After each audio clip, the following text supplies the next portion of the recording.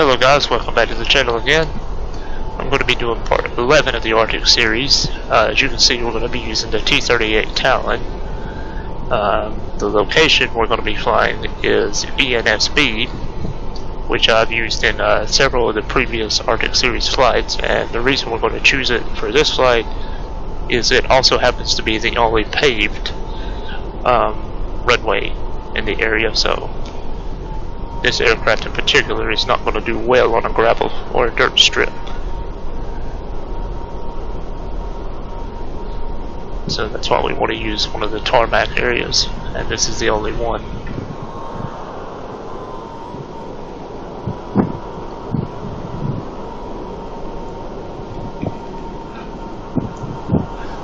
And this is a little faster than the other aircraft I used, the Cessna Skymaster.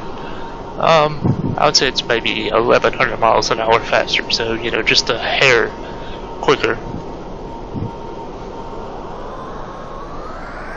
But the low speed handling characteristics are basically non-existent, so we'll have to keep an eye on that.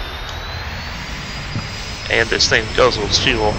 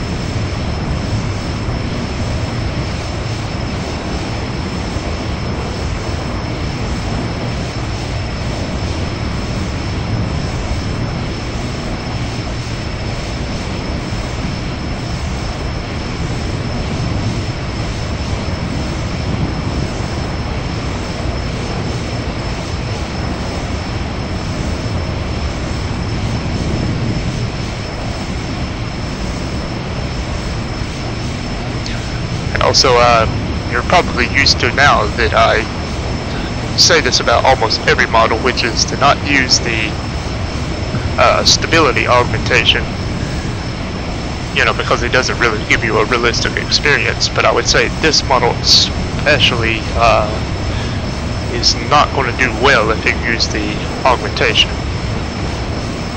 because it's going to handle a lot worse than it already does if you use any of that sort of extra stability control, because it's a very agile aircraft, but you know, it's a very thin line around the operating envelope between, you know, flying and losing control. So I would say turn that all the way down if you can.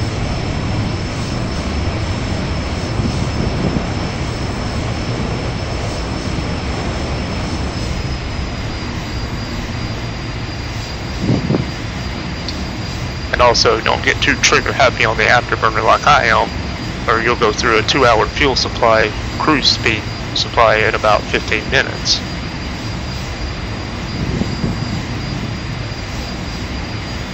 And you do not want to have to land this aircraft in the rough, because as I said, it will not handle that well at low speed, so you won't be able to really do a stall landing. You'll have to put it down at about 120 knots, which in the, you know, rough terrain like this, it's going to probably just bounce or tear the gear out from under it.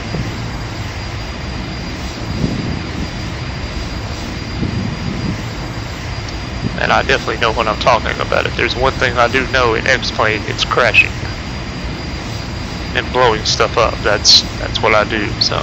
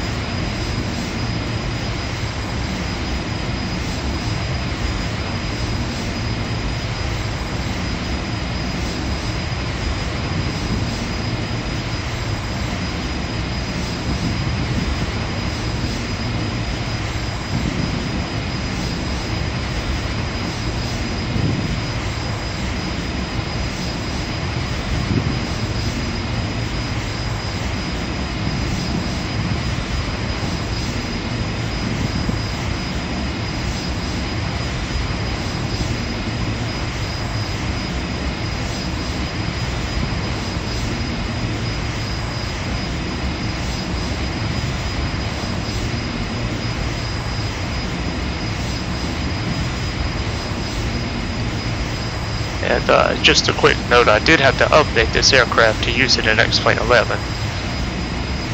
But I just used the simple PlaneMaker update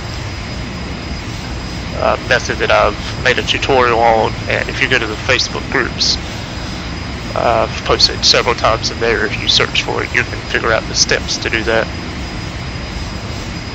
I'll try to find the postings, somehow leave a link for it in the description as well if you're not familiar with using PlaneMaker. But it's a fairly simple, straightforward process, and it's basically the same for any model. So as long as the model works in 1051, it'll work in 11 if you go through the proper setup process and update it correctly.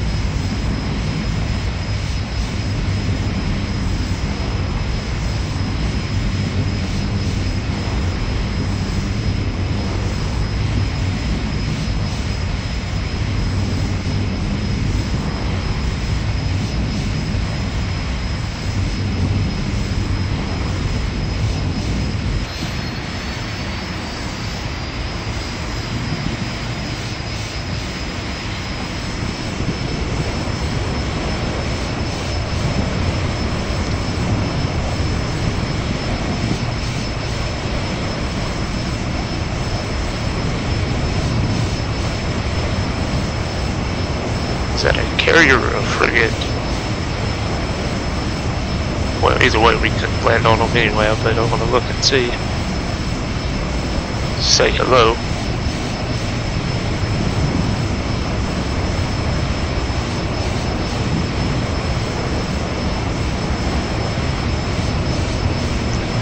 Yeah, this model doesn't have an arrestor hook built into it, so it'd be a little tough landing on a carrier.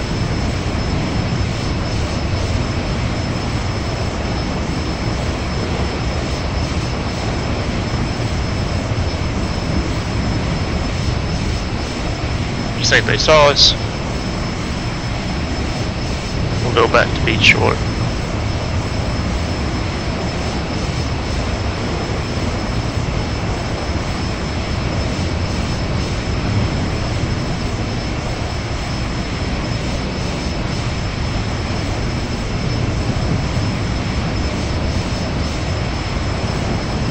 We better start goofing around and they'll shoot us out of the sky.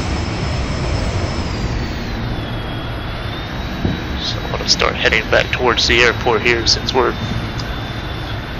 went through the majority of our fuel using the afterburner.